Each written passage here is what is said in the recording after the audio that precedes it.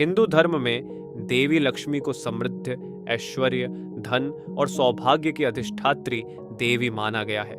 उन्हें पद्मासनस्था कहा जाता है, अर्थात वे कमल पर विराजमान रहती हैं। देवी लक्ष्मी का संबंध केवल भौतिक धन संपत्ति से नहीं है, बल्कि आध्यात्मिक संपन्नता, शुद्धता और सद्गुणों से भी है। वे केवल धन दौलत की देवी नहीं, बल्कि जीवन में संतुलन, शांति और धर्म का मार्ग प्रशस्त करने वाली शक्ति है। यही कारण है कि शास्त्रों में लक्ष्मी को वैष्णवी कहा गया है, क्योंकि वे भगवान विष्णु की प्रिय शक्ति है और उनके साथ रहने पर ही उनका वास्तविक प्रभाव प्रकट होता है। जब महालक्ष्मी अपने पति भगवान विष्णु के साथ भक्तों के घर आती है, तब वे गरुड़ पर सवार होती हैं।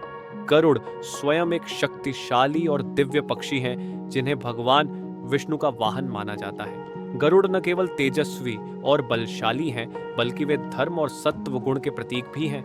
गरुड़ पर लक्ष्मी के सवार होने का अर्थ यह है कि जब लक्ष्मी अपने वास्तविक स्वरूप में किसी के घर आती है, तो वे केवल भौतिक संपत्ति ही नहीं, बल्कि धर्म, ज्ञान, शांति और सत्कर्म भी साथ लाती हैं। जो व्यक्ति भगवान विष्णु की पूजा करता है, वह लक्ष्मी को सही तरीके से प्राप्त करता है, और तब वह धन के साथ साथ सद्गुण, विवेक, परोपकार और आध्यात्मिक उत्थान भी प्राप्त करता है।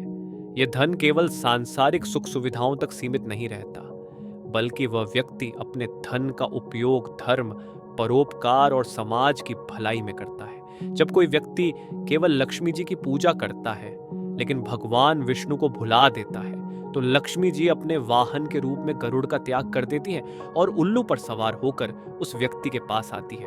उल्लू को शास्त्रों में अज्ञान, तमोगुण और विनाश का प्रतीक माना गया है। उल्लू दिन के उजाले में कुछ नहीं देख सकता और अंधकार में ही सक्रिय रहता है। इसी तरह जो व्यक्ति केवल धन संपत्ति की चाह रखता है, लेकिन धर्म और सद्गुणों को छोड़ देता है, वह भी धीरे धीरे अज्ञान और मोह के अंधकार में चला जाता है। वह अपने स्वार्थ में अंधा हो जाता है और सही गलत का भेद नहीं कर पाता। जो व्यक्ति वैष्णवी लक्ष्मी की नहीं, बल्कि केवल माया की पूजा करता है, वह धीरे धीरे अपने ही पुण्यों का नाश कर लेता है। माया का प्रभाव ऐसा होता है कि वह व्यक्ति लोभ, अहंकार और अधर्म के मार्ग पर बढ़ता जाता है। जब धन के साथ धर्म न हो, तो वह धन व्यक्ति को गलत मार्ग पर ले जाता है। ऐसे लोग अपनी इच्छाओं की पूर्ति के लिए किसी भी मार्ग को अपनाने लगते हैं, फिर चाहे वह मार्ग अनैतिक और अनुचित ही क्यों न हो। माया का अत्यधिक प्रभाव व्यक्ति को आत्म केंद्रित और स्वार्थी बना देता है। उसे केवल अपने लाभ की चिंता रहती है और वह दूसरों के हितों की अनदेखी करने लगता है। धीरे धीरे यह स्वार्थ उसे समाज से अलग थलग कर देता है और अंततः वह अपने ही जाल में फंसकर विनाश के कगार पर पहुंच जाता है। अगर व्यक्ति चाहता है कि उसके जीवन में सच्ची लक्ष्मी का वास हो, तो उसे केवल धन संपत्ति की नहीं, बल्कि धर्म, सत्कर्म और सच्चे ज्ञान की भी साधना करनी चाहिए। लक्ष्मी केवल वहां स्थायी रूप से निवास करती है जहां धर्म और सत्कर्म होते हैं। जो व्यक्ति भगवान विष्णु के साथ लक्ष्मी की पूजा करता है, वह धन के साथ साथ शांति, संतोष और सच्ची खुशी भी प्राप्त करता है। भगवान विष्णु सृष्टि के पालन करता है और उनकी शक्ति लक्ष्मी जीवन को संतुलित और व्यवस्थित बनाए रखती है। यदि कोई व्यक्ति केवल लक्ष्मी की पूजा करता है, लेकिन धर्म और सत्य के मार्ग से भटक जाता है, तो वह लक्ष्मी को स्थायी रूप से अपने पास नहीं रख सकता।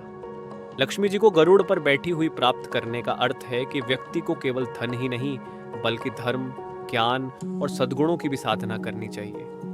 वहीं यदि कोई केवल भौतिक सुख संपत्ति की कामना करता है, तो लक्ष्मी उलूक पर सवार होकर आती है और व्यक्ति को अज्ञान, मोह और अंततः विनाश के मार्ग पर धकेल देती है। इसलिए हिंदू धर्म में धन से अधिक धर्म को महत्व दिया गया है, क्योंकि जब धर्म होता है तो धन भी सही मार्ग से प्राप्त होता है और उसका सही उपयोग होता है।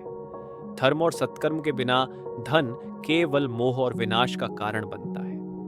इसीलिए कहा गया है कि लक्ष्मी जी को भगवान विष्णु के साथ पूजना ही सच्ची समृद्धि और जीवन की सफलता का मार्ग है।